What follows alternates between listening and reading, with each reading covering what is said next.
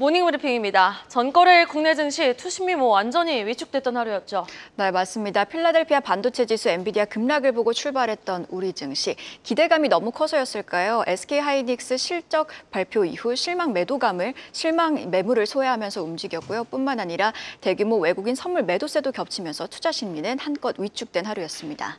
맞습니다. 정말 힘들디 힘든 한 주 여러분 정말 수고 많으셨습니다. 오늘은 달라야 될 텐데 과연 오늘 국내 증시가 나스닥 지수의 하락을 또 어떻게 좀 소화할지 반영을 할지 여부 좀 우리 지켜볼 필요가 있어 보입니다. 모닝브리핑 지금 바로 출발합니다. 상처가 난 곳엔 소독을 하고 연고를 발라야 하는데 상처가 난 곳에 또 상처가 납니다. 반창고를 기대했던 시장은 예상치 못했던 또 한 번의 찰과상에 버거워합니다. 7월 25일 목요일장 한마디, 때린 곳 또 때리면 얼마나 아픈지 아세요입니다. 사실 얼마나 아픕니까? 오늘은 피가 멎고 상처가 아물겠지 하던 찰나 또 한 번 모서리에 부딪히면 정말 아픕니다. 전일장 그 모서리 역할은요, 인공지능 반도체가 있습니다. 그동안 무섭게 올라줬던 엔비디아가 6.8% 급락, SK하이닉스가 8.8% 폭락하며 AI 랠리에 대한 의구심이 매물 출회로 이어졌고요. 이는 곧 외국인의 대규모 선물 매도까지 촉발했습니다.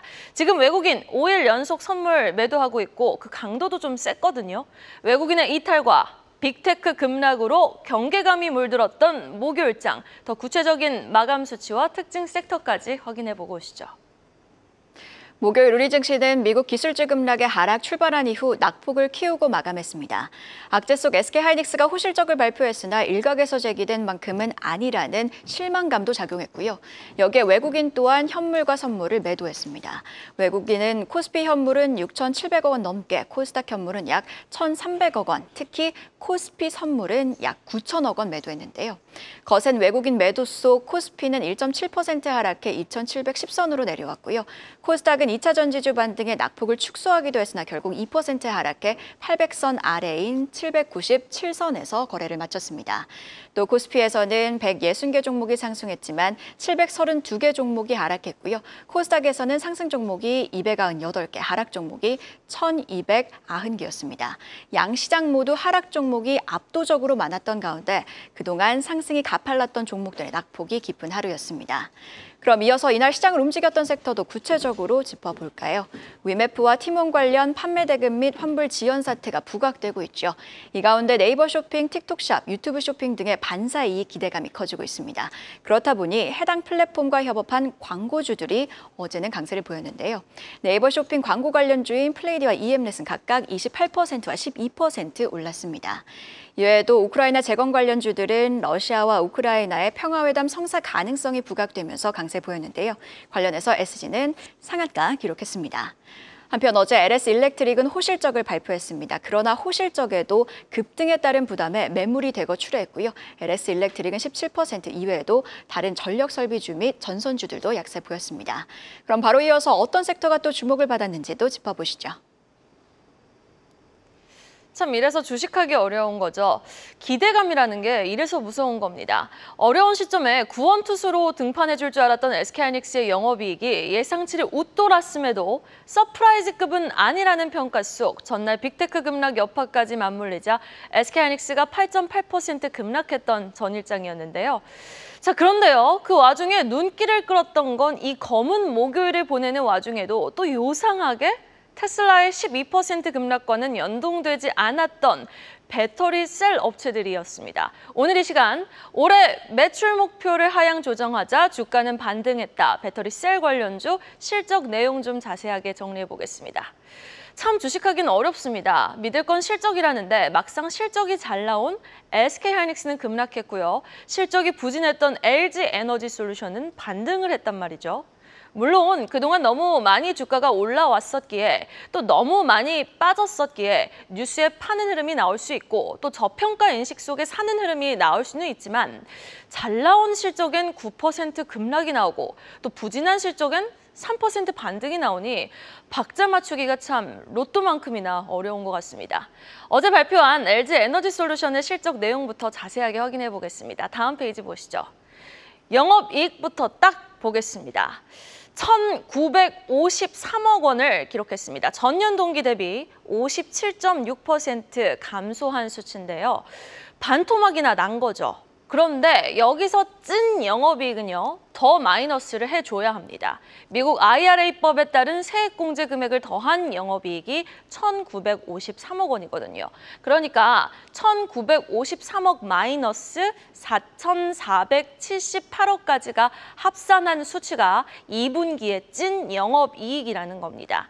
사실상 2분기 2,500억 원대의 적자를 낸 LG 에너지솔루션.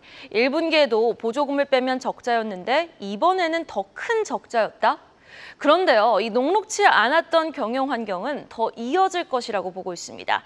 LG 에너지솔루션은 올해 5% 증가를 내세웠던 매출 목표를 20% 이상이나 감소로 큰 폭 하향 조정했습니다. 그런데요, 전날 이 검은 목요일 시장에서도 지금 배터리는 저점이구나라는 심리를 심어줬던 대목은 바로 여기에 있었죠.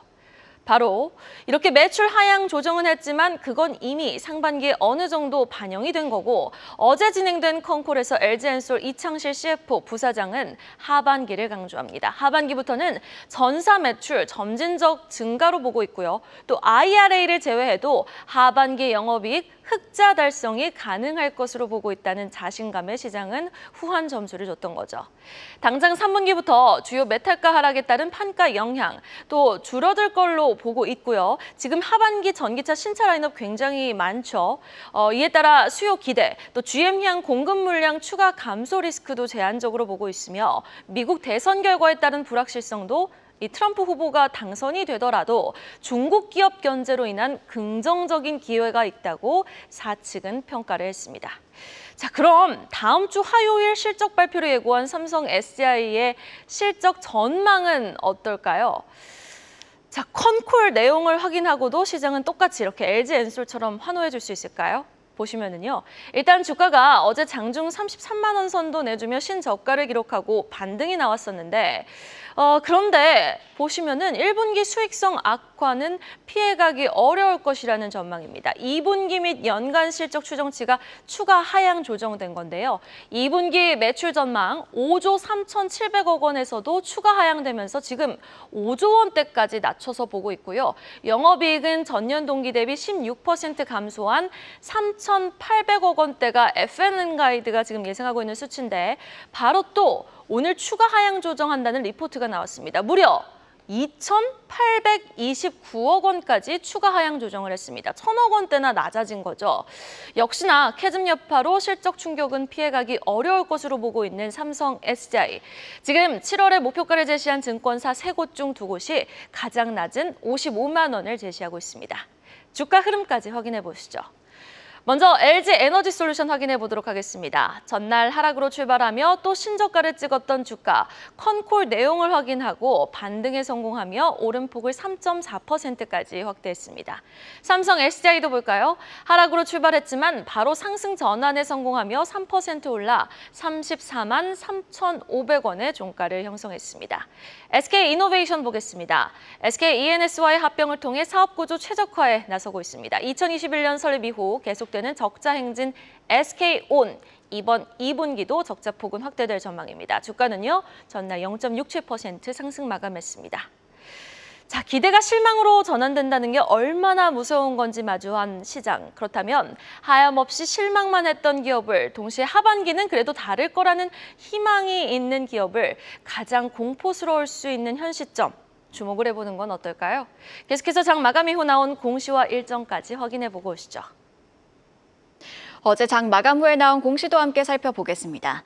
현대차는 2분기 영업이익이 4조 2,791억 원으로 전년 대비 0.7% 상승했다고 밝혔습니다.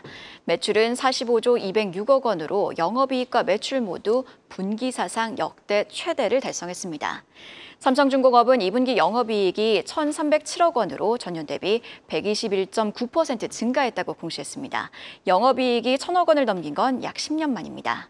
두산 로보틱스도 2분기 실적을 발표했는데요. 매출액이 144억 원, 영업 손실은 78억 원 7천만 원을 기록했습니다. 매출은 전년 대비 10% 올랐지만 적자폭은 전년 대비 확대됐습니다. 이어서 배당 관련 공시인데요. 현대모비스는 주당 1,000원의 분기 현금 배당을 결정했습니다. 배당금 총액은 900억 원입니다. HC현대의 경우 주당 900원의 분기 배당을 결정했는데요. 배당금 총액은 636억 원입니다. 한편 자사주 소각과 관련해서는 아직까지 구체적인 논의가 이뤄지지는 않았다고 덧붙였습니다.